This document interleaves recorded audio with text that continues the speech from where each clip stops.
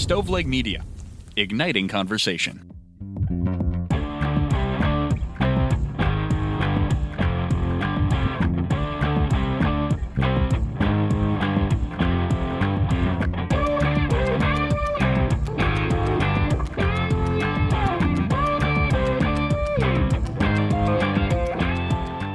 This is True Crime Cast. Jamie and John here for our very last episode of 2024.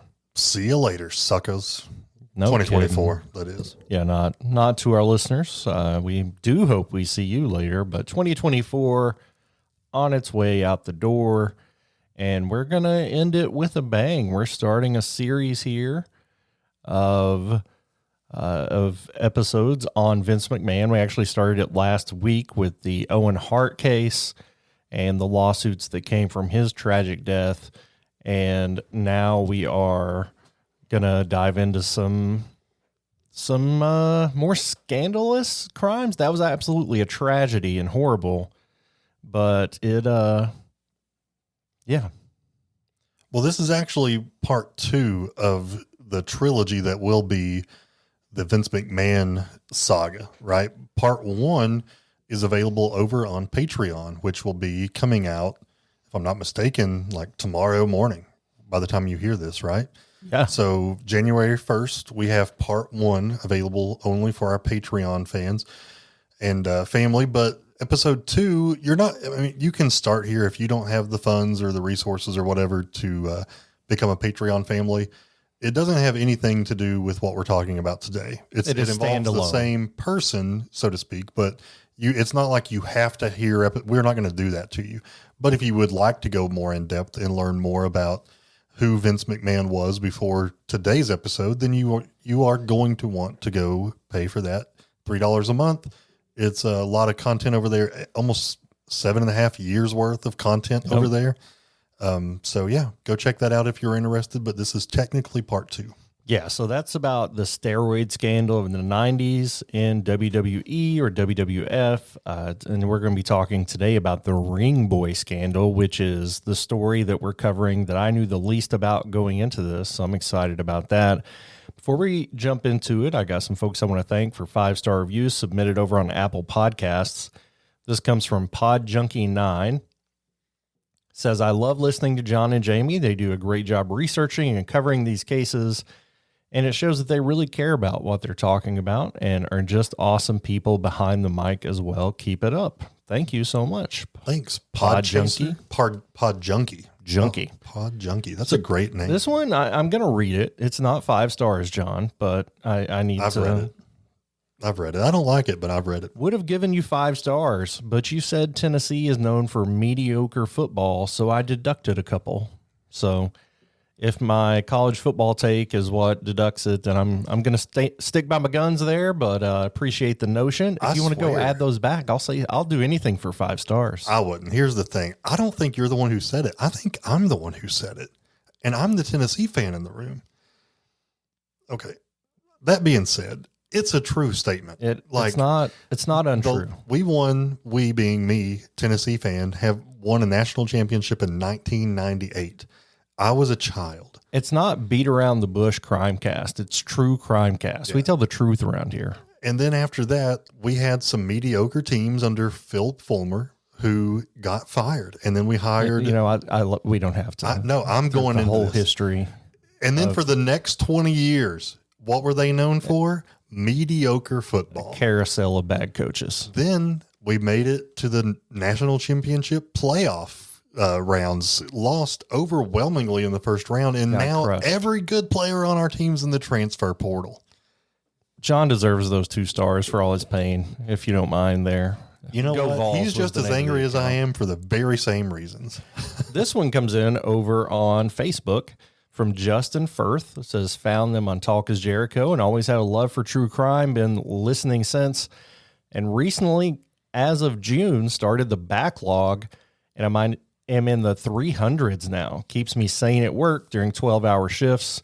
New to the Facebook page. Appreciate you guys from New Brunswick, Canada. Awesome, eh? Yeah, thank you, man. Really love all that we have done with Chris Jericho. Should have another one coming up soon with Chris Jericho when we dove deep into the JonBenet Ramsey case. So we'll let you know on our social media platforms when that is going to release. Jamie, speaking of Patreon, we got some folks who have joined. I've already said thank you to those. We haven't had any new folks since then, but I want to just talk about our swag that we have. And that's not really related to Patreon because everybody's going to get to know that we are going to CrimeCon later in 2025. And we have some swag already coming in for that. And these ink pens are fire. I really think that we should, I'm talking on the air with you about what my plans are, but how cool would it be to, like, if we get a new patron member, we send them one of these sweet pens? That would be great. So maybe that will be coming in 2025 as well. This is a syringe with like red liquid in it, but it has our logo on it and it looks awesome. It's an ink pen. It's not an actual syringe. And it writes, I mean, it looks like a gimmick, but if I had a piece of paper, I would let you write. It writes incredibly well. Pen. It's a good pen. But we do have a lot to get to today, John, to introduce you to Vincent K. McMahon. Why don't you get the ball rolling, man? Yeah, so this is the guy that started WWE, formerly known as WWF, depending on how old you are. Vincent Kennedy McMahon was born in Pinehurst, North Carolina on August 24th, 1945, to Vincent James McMahon and Victoria Hanner. When McMahon was just a baby, his dad left his family and took Vince's older brother, Roderick, with him. And Vince grew up not knowing his dad, didn't even meet him until he was 12 years old. He lived with his mother and stepfather, and he would talk about how they grew up in an impoverished home. He was abused physically and sexually. He describes the situation as something that he simply got through until he could move out as an adult. Vince then graduated from East Carolina University with a business degree in 1968, and he really wanted to go into the wrestling business because that's what his father did. Vince Sr. was a legendary wrestling promoter who owned Capital Wrestling Corporation. Back then, wrestling was all regional, and Vince really started working hard to make it go national. Started his work as an on-air commentator, saved up his money, worked his way up, and eventually bought out his dad in 1982. He would describe this as a seminal moment in his life and was his first major win that led to him competing with and really defeating anybody else that decided to compete with him. As he grew his company and tried to make it go national, he ended up buying out or shutting down nearly every one of the regional companies. The Worldwide Wrestling Federation was what he started. It eventually became Worldwide Wrestling Entertainment because there was a lawsuit with the World Wildlife Fund. Not sure why that ended up being an issue, but it was. Vince was on screen for WWF/WWE from 1969 to 2022. First, like I said, he started as a commentator. He eventually was the bad boy, billionaire, swaggering villain known as Mr. McMahon, a big on-air personality. And obviously, I grew up knowing him as the play-by-play commentator, but I quickly found out that he was the guy behind everything. He owned it and called all the shots. And many people will tell you this big, bad Mr. McMahon character was not that far from reality. Today's issues are going to go pretty far back. Like we said, the Patreon episode goes back to the late 90s. This goes back a little further. And like I said earlier, this is something I wasn't aware of. So this was all news to me. I'll be interested to see your take, John. Why don't you get us rolling with that story? So yeah, another story from the history of the WWE is known as the Ring Boy Scandal. So the standard practice in wrestling at the time was to hire young men to be like gophers, and gophers means like go for this and go for that, like go pick up stuff that errand boys. Yeah. So in particular, these boys were helping to set up the ring before events. So a lot of grunt work that needed to be done, and that's how they came to be called ring boys. So there was an on-air announcer named Mel Phillips, and he was the guy who was in charge of hiring these ring boys back in 1992. So we're going to talk about two of those boys. They were Tom Cole and Chris Loss. Tom and Chris first started doing odd jobs for the WWE when they were just 15 and 16 years old. Apparently they were big fans and they just wanted to be around and near the wrestling business. Chris said that he first met Mel Phillips in the June of 1989. I said of the June. Sorry. Of the June. So apparently Chris said that he met Mel when they were at a taping of a TV show called The Wrestling Challenge. This was in Niagara Falls, New York. Now, Chris recognized Mel Phillips as an on-air announcer and asked him for his autograph. Then Phillips asked Chris to help him find a prop for the show. So it was like, hey, can I get your autograph? Yeah, but first, I'm looking for this bell. Can you help me find it? Oh, man, you lose the bell, you're in big trouble. But as 15, 16-year-old Jamie, this would have been a dream job, just to be around the ring, around the superstars. And as they were talking that day, Chris saw a wrestler walk by and shouted out his real name, not his ring name. At that point, Chris would say that Phillips stomped on his toe really hard to let him know that that's not something that we do around here.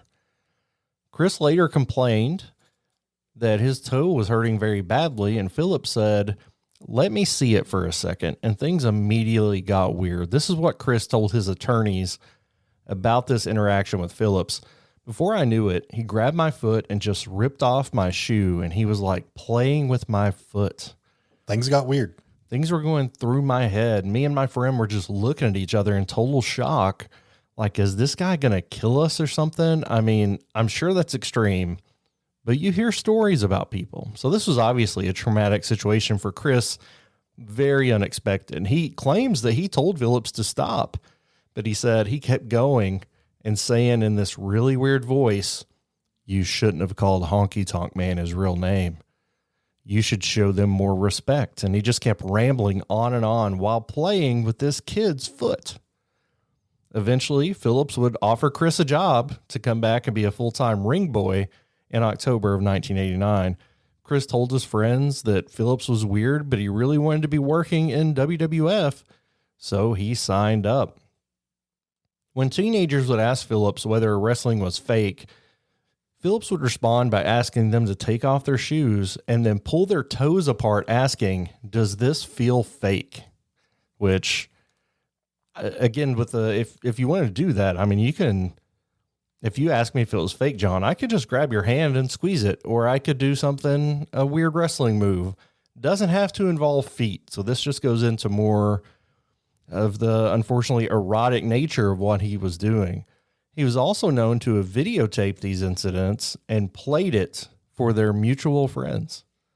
One of Chris's friends later testified that on some of the wrestling trips, Phillips would room with these teenage boys and engage in horseplay with them that involved rubbing their bodies against his crotch. And again, this is according to testimony from the kids from back in the 80s and early 90s. Yeah, I was going to say, like, this is bad enough if we're talking about a man with another grown adult, but he is doing this with children. They're minors, 15 absolutely. and 16 years old. So just kind of keep that in the back of your mind. So Tom, the other kid, was a runaway from a single-parent home. He said that Phillips would encourage him to recruit other boys from broken homes to work alongside him doing ring work, to be a what is it called? A ring boy. Ring boy. I almost said gopher. He also claimed Phillips would film him with a video camera while fondling the boy's feet and then rubbing them against his genitals. So similar story as Chris. Other boys described very similar behavior from Mel as well. Tom also made accusations against another WWE employee, Terry Joyle. Joyle was the VP of operations and used to wrestle under the name Terry Garvin. Do you remember any of these people from your days of watching wrestling, Jamie? Yeah, I didn't know his real name, but the Garvins, there are several Garvins from, let's say, back in the day in early wrestling.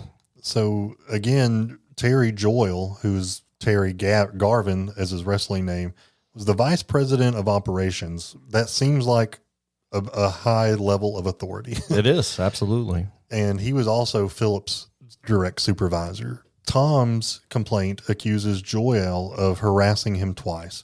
First when he was 16 years old, and then again when he was 19 years old. Allegedly, Joyle asked Tom to engage in immediate sexual activity with him. Now, Tom said that Joyle asked him to come over to his house to talk about coming assignments. When he got there, Tom said Joyle turns the TV on and a pornographic video comes on.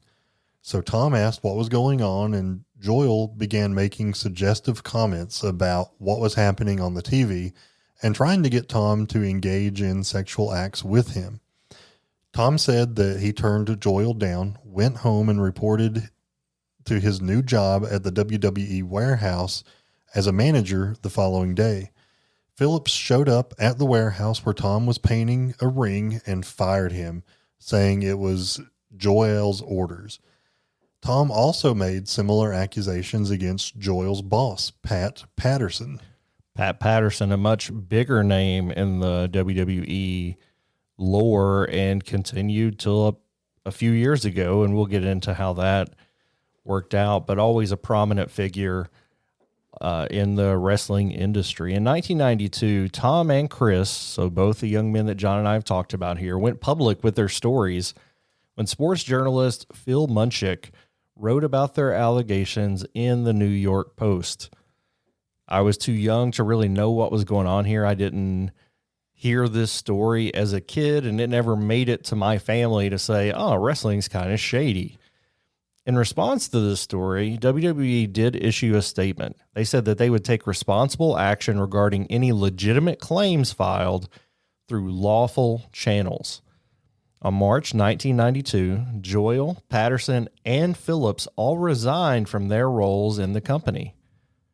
At that same time, Munchik alleged that McMahon had called him and told him that Phillips had been dismissed in 1988 because he had a peculiar and unnatural relationship with the Ring Boys. But remember, this continued after that. Allegedly, it was Linda McMahon, Vince's wife, who also worked in the company. It was her idea to bring Phillips back a few weeks later, as long as he promised to steer clear from the kids, which we now know that he did not. McMahon then told Mushnick, in light of this scandal, Phillips would never get his job back at the WWE. So originally, Tom filed a legal complaint against the WWE, and he was seeking $3.5 million in restitution. 2 days later, they met with Vince and Linda at the WWE's legal team, and they did so in Manhattan. Tom initially offered to settle the case for $750,000, but eventually they agreed to a settlement of a reinstatement to his job, which was making $55,000 a year, which for the time, great money. And for being a very low-level employee at the time. Right. But they also agreed to back pay and an opportunity to try out for an on-air announcer job. So it sounds like they definitely wanted to settle and get Tom to shut up, and this is kind of what they came to. We're going to take a quick break. When we get back, we'll talk about how Vince responded to these allegations in public and the vibe he tried to put out about what WWE was really all about.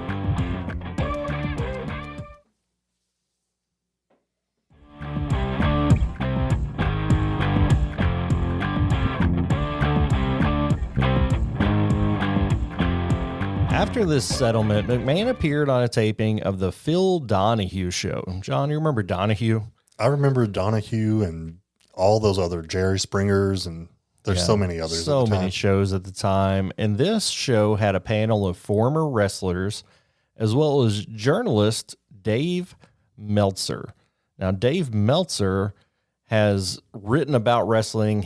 If you were to point out one person who has been a journalist focused on wrestling for decades, it's Meltzer. He's a bit controversial in his takes and those kinds of things, but he is an insider very much.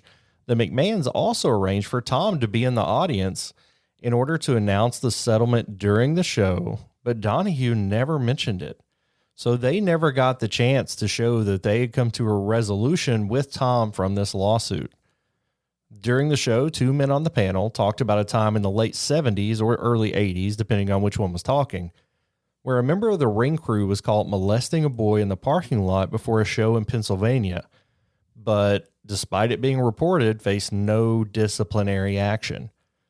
In 1992, there was a Penthouse article reported that Mel Phillips was spotted in the backseat of a car in Pennsylvania performing a sexual act allegedly on an 11-year-old boy. Bruno Sammartino, who was another big name in wrestling back in the 80s, told the magazine that Vince McMahon was told about the incident and he elected not to do anything. So this is coming, John, from so many different sources that things were bad, things were reported, and nothing was done. Well, and if I'm not mistaken, even Linda, who is kind of the boss of everything, right? Yeah. She even knew about this and agreed to, or was it she that agreed to hire him if he would just stop messing around with boys? Yeah, I mean, complete side note here. Linda McMahon has been nominated to be the member of the president's cabinet over education for the incoming president. So, okay. Well, interesting side note. yeah. So after the public scandal, Joyelle and Phillips' careers were over. Pat Patterson was also fired, but offered his job back after his accuser retracted the allegations. The FBI investigated Phillips and identified 10 potential victims, but they did not press any charges because none of the victims were willing to testify. So Tom was fired in 1993 after, quote unquote, failing conditions related to his rehiring. That same year, Tom filed a lawsuit against WWE, Joyelle Patterson, and Phillips, but it was dismissed a year later. In a later interview, Tom would say, Vince McMahon, I would sum him up as a manipulative and conniving, ruthless person, he said. So not a very nice guy. Linda McMahon, he said, I wish that I could say she was a nice person. Sometimes she gave me that feeling and sometimes she didn't. I don't even think there's a word to describe how I feel. And then he would go on to say, disappointed in everything that she had promised that they would do. When it came down to it, they didn't. So that's kind of a summary of how Tom felt. So moving on from Tom, there was actually another lawsuit that came in, this time from a third ring boy, and this took place in 1999, and it was settled a year after it came in. No one was ever formally charged with any crime in the ring boy scandal. Chris Loss went back to work in Niagara Falls after he had spent his time with the WWE. Friends said that he was a totally changed kid. He took a job at an AM radio station and never spoke about his time at WWE again. Phillips shied away from public life and died in 2012. Tom Cole committed suicide in 2021 at the young age of 50 years old. Yeah, tragic ending, of course, there. And, we don't know if this had any role in it, but it's very difficult to say that it didn't. This story, though, may not be over. Just this year, John, Maryland law eliminated the state statute of limitations for child sexual abuse victims, which, why was there one anyway? This should be universal, in my opinion, that there should be no statute of limitations on that. So in October, again, 2024, a new lawsuit came forward that accuses the WWE and the McMahons, both Vince and Linda, of fostering a culture of sexual abuse and looking the other way while the ring boys were being victimized. This is from the actual lawsuit. It says defendants knowingly gave Phillips free rein to use his highly public WWE personality and image to entice local kids from the area near the WWE shows to help set up and take down the wrestling ring. The attorney for the plaintiff said, thanks to the bravery of our clients, we finally have a chance to hold accountable those who allowed and enabled the open, rampant sexual abuse of these young boys. And his name is Greg Gutzler. This time, there are 5 different men making these allegations. They're labeled in the lawsuit as John Doe 1 through 5. We know that previously they had identified 10 potential victims. We've talked about Tom and Chris, and we don't know if Chris is one of these 5 or not, but John Doe 1 through 5. And they're saying that Phillips targeted them likely because they came from disadvantaged backgrounds, and he hired them as ring boys, telling them he would be able to show them the world. He would drive them home. He would leave cash with them. He took them to hotels, and they got to go in the wrestler's locker room. Unfortunately, during this time and in these settings, including his own dressing room, he was assaulting these young boys, according to the lawsuit. Since Phillips has passed away, he's not directly named as a defendant, but it specifically targets WWE as a corporation, which is now part of the same company that owns UFC, as well as Vince McMahon and Linda McMahon. Now, they're divorced. Again, she's up for a cabinet spot to be Secretary of Education. A federal judge has paused this case while Linda is being considered for this position, which is a role tasked with investigating sexual misconduct in the education system. This case has been sent to the Maryland Supreme Court, and a decision is expected before next August in this case, which seems like forever.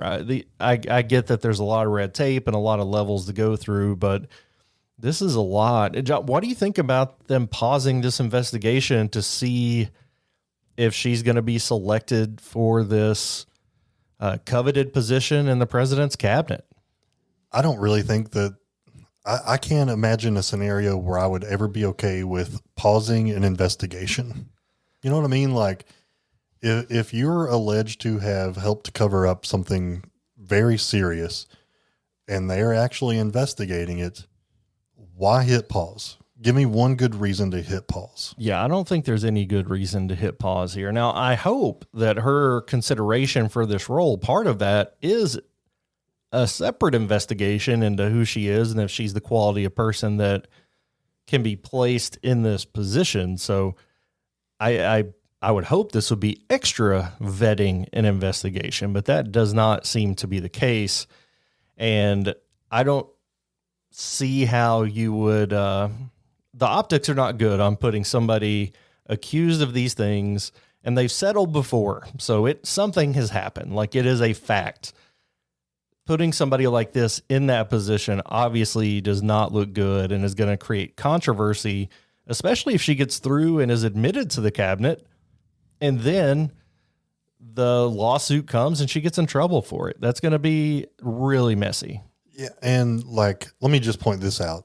This is all news to me. You are a huge wrestling fan. How did you learn about all this? Honestly, this is stuff that was happening in the 90s. Yeah, I couldn't have told you anything about Mel Phillips aside from the fact that he was an announcer up until a few weeks ago when we started looking into this. So all this is news to me. Am I surprised by it? Unfortunately not, but I'd never heard of it before we started diving into the accusations against Vince in the WWE. And this is a horrible look. And I'm actually frustrated that it's not more widely discussed.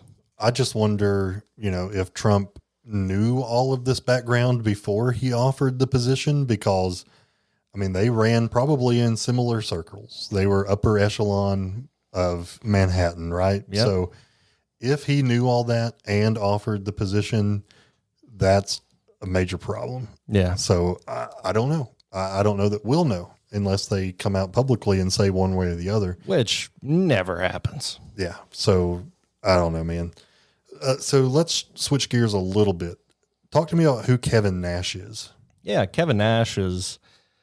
he was one of the biggest wrestlers in the 90s. He was Diesel in WWE before coming over to WCW and really helped turn the tide to make WCW an actual competitor against WWE. Ended up going back, of course, founding member of the New World Order, if anybody's interested in that. The NWO? Yep. But now with, I don't know, everybody's got a podcast, right? So he has the Click This podcast where he essentially gives his commentary on mostly wrestling stuff, but also some pop culture. And he talked about this recently. What did he say on his podcast? Yeah, I'm going to quote him here. It says, "I was there in 93 and it referenced that Mel Phillips was a toe sucker and all that other crap. But it wasn't a widespread, hey, there's a dossier, go over it. This is common knowledge. Everybody knows this. So what's he trying to say there? Yeah, I think what he's saying is the Mel Phillips stuff, they knew that he had messed with the boys and he was fired for it. And that's kind of all they knew. It wasn't as widespread. He went on to say, when I was there in the 90s, it was one case and that got Mel Phillips fired. Now it's several. And then he says, and you're trying to dump it in Linda's lap? I didn't realize it was such a revolving door of ring boys. It wasn't when I was there. So here Nash is basically just saying that he wasn't aware that it's that big of a deal. A little caught off guard that Linda's even involved because Vince called all the shots as far as like the on-screen and talent stuff. She did more of the business stuff. So that he's kind of surprised by it, but also not shocked because he knew there was a little bit of it going on. Obviously, there should be accountability here, but accountability for who? Accountability for everybody that's in management, going back to Pat Patterson, who was fired and then rehired. Linda hasn't been there in years. Vince, which we'll get to why in our next episode, hasn't been around there in almost 3 years. Obviously, all this happened while they were both still there. Should it fall on... Well, you and I have talked about this as a small business, as an LLC.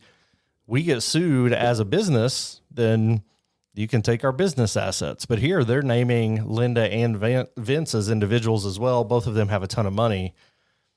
Should everybody be held accountable here that knew about it? Where does that stop? Yeah, I mean, just let me clarify. So Linda was informed about an individual who was messing around with kids. She fired him, but then Vince brought him back, or Linda allowed for him to come back? According to what I've read, she brought him back as long as he, quote unquote, steered clear of boys. And see, that's where I have the problem. She was made aware, she fired him, and if the story ended there, I mean, I think she did what she could have to make the best decision. But then to bring him back after there's a big problem, but then make him promise not to do the problem anymore, and then he does it, that's when her head is on the block. She's responsible for his actions after that point. Yep. I completely agree. So if we're going to sue Vince, they could get money from the WWE, obviously. And a lot of these are legal charges, right? Like there could be more civil stuff coming, but this is because the statute of limitations is gone. I mean, she could be getting time. Vince could be getting time here. So it's going to be fascinating to see how this shakes out. Like I said, when I started researching this, I thought, oh, I never heard of this. This is a wild story from 30 years ago. And it hopped right back up in the news. So we're still dealing with it. Yeah, this is wild stuff. And next week, is it going to get wilder? Yeah, there are some things we're going to have to say out loud next week that I'm very uncomfortable with. Awesome. Well, you'll have a week to think about that. Unfortunately, then a lifetime to hear about it after we say it out loud. Now, there's much more. I mean, this is terrible. Is it worse than this? I don't know if I'm ready to say that, but it's more widespread, more recent, and more graphic. I'll say it that way. Yeah, I mean, I'm going back and thinking about stuff that we just talked about. I mean, Mel told, was it Tom? I think, it was Tom who grew up in a single household because his parents were divorced. Mel told Tom to go find other boys who were living in broken homes and potentially vulnerable and fragile. Yeah, so this guy's like picking his victims on a very strict. It's grooming before we knew the words. Yeah, to use to call it that, and it was pre-grooming. He knew the kind of people he wanted to groom. Go find these boys so I can groom them. And Phillips no longer around to be held accountable. So we'll see what happens with the McMahons. Like I said, the projections are for this to really go down next summer when it gets to the Maryland Supreme Court.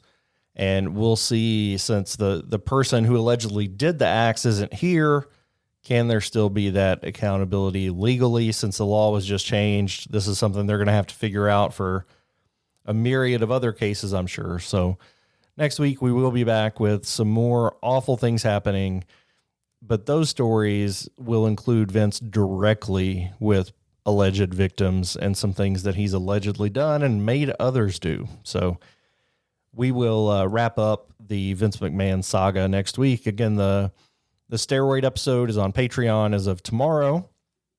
Last week we did an Owen Hart, the lawsuit stemming from his death. So that's pretty much going to wrap up our coverage of Vince McMahon after this episode next week. But it's been fascinating for me to look into. Highly recommend watching the Mr. McMahon Netflix special. A lot of this is in there, but not all of it.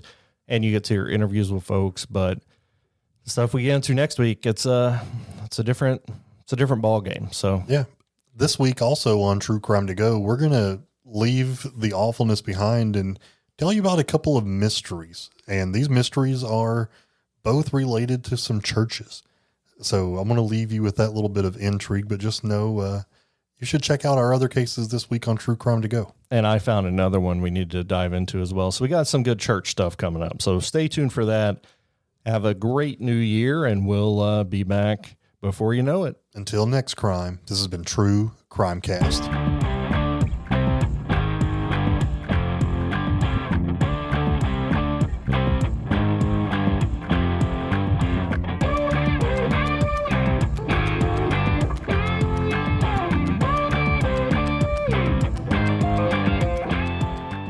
You've listened to True Crimecast, distributed by Stoveleg Media. Check out stoveleg.com to find out more about your hosts and to find other podcasts to listen to. Stoveleg Media, igniting conversation.